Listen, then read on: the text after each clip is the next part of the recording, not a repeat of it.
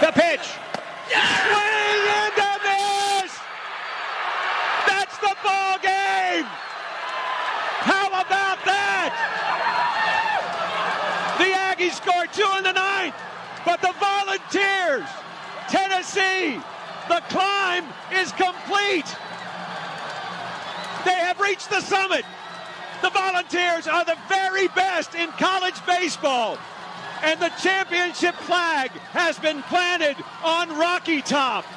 For the 60th and final time this season, Tennessee says hello win column and hello national championship. Everybody in Vol Nation can stand and repeat or say with me, while they are wearing black, the national champion is clad in big orange.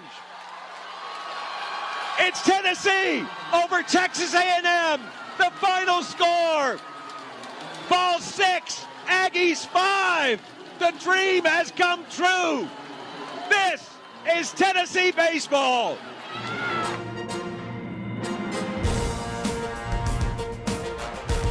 Since 2003, this is the Sports Source, East Tennessee's #1 sports talk show. Presented by Pipe Wrench, and by Junk Be Gone, and by the Garza Law Firm. With your host, John Pennington.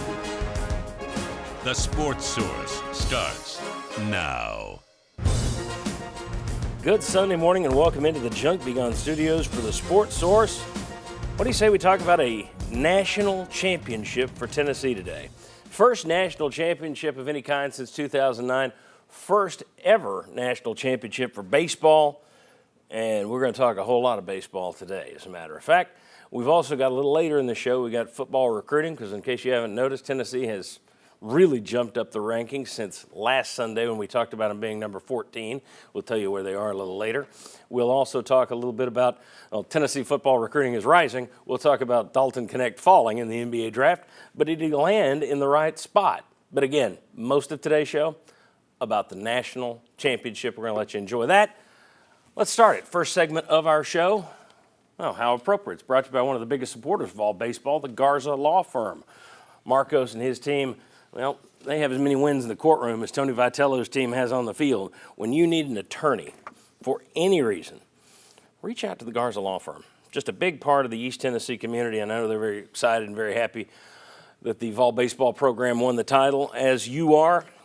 But in terms of winning in the courtroom, if you need somebody on your side, that's the group to go to. GarzaLaw.com to learn more. All right, let's welcome in the panelists for today. We have down here Chuck Cavaleris. We have member of the Vol broadcast team, Vince Farrar. Congratulations. Thank you, John.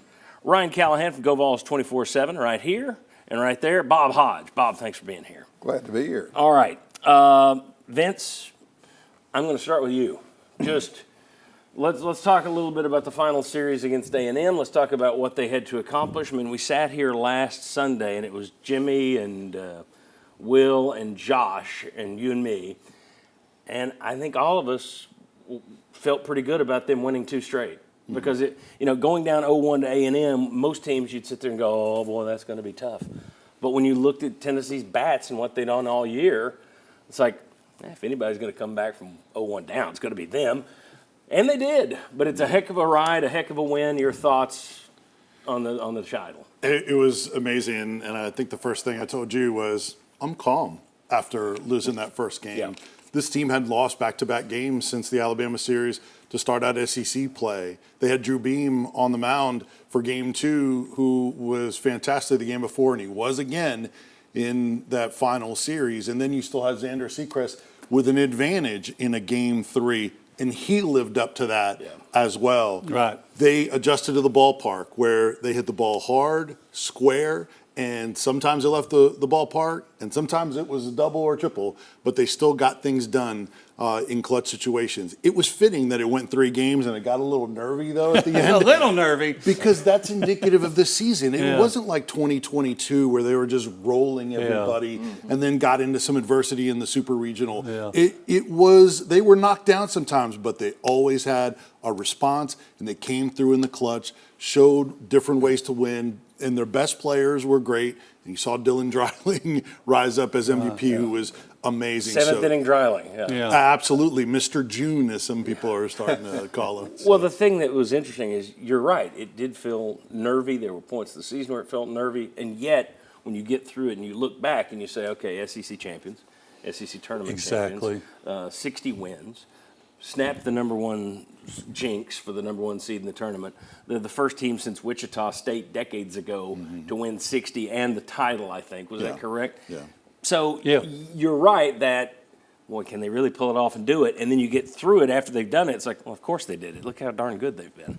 Yeah, it was a good team all year. I mean, to Vince's point, I tried to tell people this week, the 2022 team, if you were picking one on paper, was the better team in a lot of ways because they had the 3 ridiculous starters in the rotation. I mean, you had a lot of things this team didn't quite have, but this team still had the dominant offense. They still had really good pitching. It was just a team that sort of found different ways to get it done. They were more well-rounded in some ways. And I think the fact that Tennessee had been there before this time was a big deal. I think they had some guys like Blake Burke who'd been there, done that.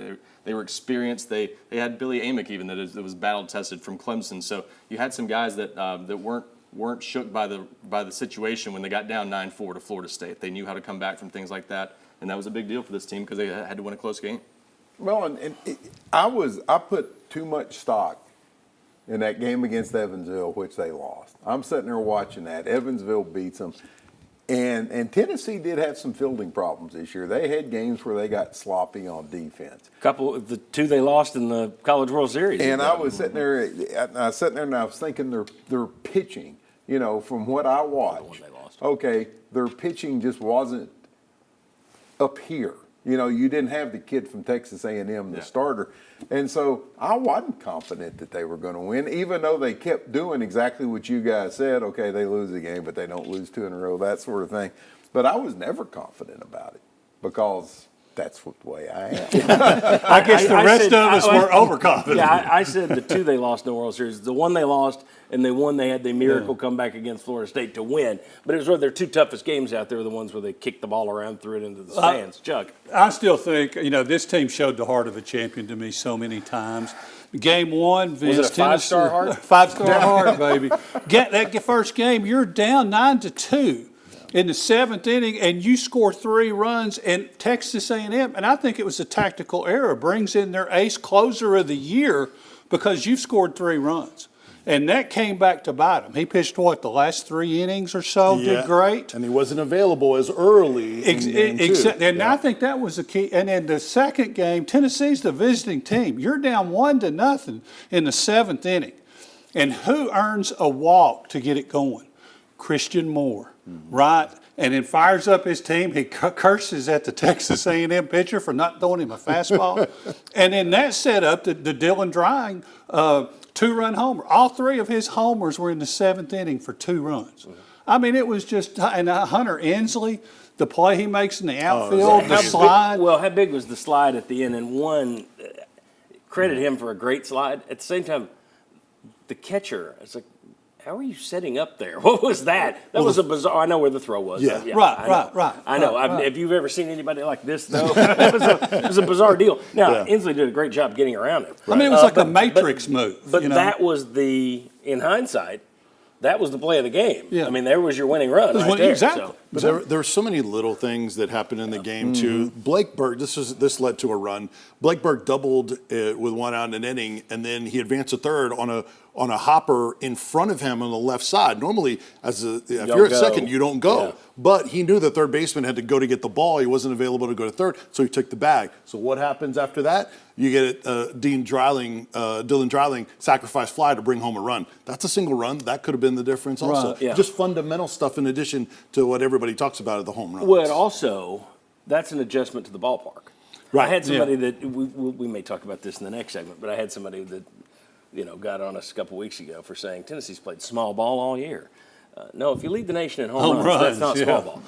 But that's a small ball kind of play. That's manufacturing a run right there, which give them credit for. This team can beat you in a whole lot of ways. Right. And maybe that person was talking about they didn't do it very often, but they're usually pretty successful when they have this to call person them. was a jerk. Okay. Yeah. Well, then no credit. One thing that's interesting about this in hindsight, I mean, certainly you love to go through and just wax everybody. But once you get it under your belt, once it's done, wouldn't you rather have it with a little bit of excitement at the end? I mean, we won the first 2 games. That's it. Blew them out. Done. Okay. But now you got this memory. You got that call. You've got that last second. It's coming down. There's nerves. There's something positive about that. Once you've got it won, you're not thinking that as a fan. It's like, oh, God, beat them like a dog. But in hindsight, I don't know. When my teams have won titles, it's kind of fun to win that 7th game as opposed to just sweeping somebody in 4. In hindsight. You know, then you got to consider the wild pitches there at the end fun. Well, once it's done, it's done. So that's all I'm saying, yeah. But that was the thing, and I wanted to ask Vince about that. The wild pitches, right there at the end of the game, I think there were 4. I thought one of them could have been a pass ball. It looked like it might have got away from the catcher. But that surprised me because you hadn't seen that. No. That's the one thing. Well, they said the first one was seen. the first ball that had gotten past Cal Stark, right? And then it kind of ballooned from there, I guess. But he hadn't let one past him. Yeah, he was up in that last inning. And getting him to swing at letters high pitches. Yeah, that really hadn't been a big issue for Combs during the year. You know, maybe it was a little bit of the moment. Maybe it was just fatigue because you saw some of those bullpen guys kind of look like they're getting closer to the E than the F in the gas tank. And they were going to have to go pretty young after that if they didn't stay in. But look, when he had the balk and he had Aaron Combs with a big smile on his face, that's another classic image. That to me gave me more confidence. He was like, whatever, I'm going to start. I mean, he thinks the runner's on first and the runner's on second. And he's like, I didn't even know he was on second base. You're right. There was a face of a pitcher that in panic that you could picture. That wasn't it. No. That was a guy who's like, I can't believe I just did that. Very calm, very cool. Yeah, I thought it was good. And Alexander Sechrist, I'm sorry, real quick, his demeanor, I think, calmed them in the moment, too. Sometimes you don't get calls from umpires. He had the perfect demeanor to start that deciding game. And what's the over and under on how many times his hat flies off when he comes out there? I got it at like 6.5. All right, we got tons to cover, but I want to tell you one thing. We got a special opportunity for you we're going to tell you about a little later. There is already a memento, a keepsake from Omaha. Vince saw it. It's pretty slick. We'll show it to you a little later in the show, and we'll tell you how you can get 20% off when you get this thing. So stick with us. If you want a keepsake memento to remember the last out in Omaha for the rest of your lives, stick with us. We'll show you what that is and how to get 20% off on it. When we come back, let's talk about the parade, the outpouring of fans downtown, what it means for college baseball in Knoxville and East Tennessee. Come on back.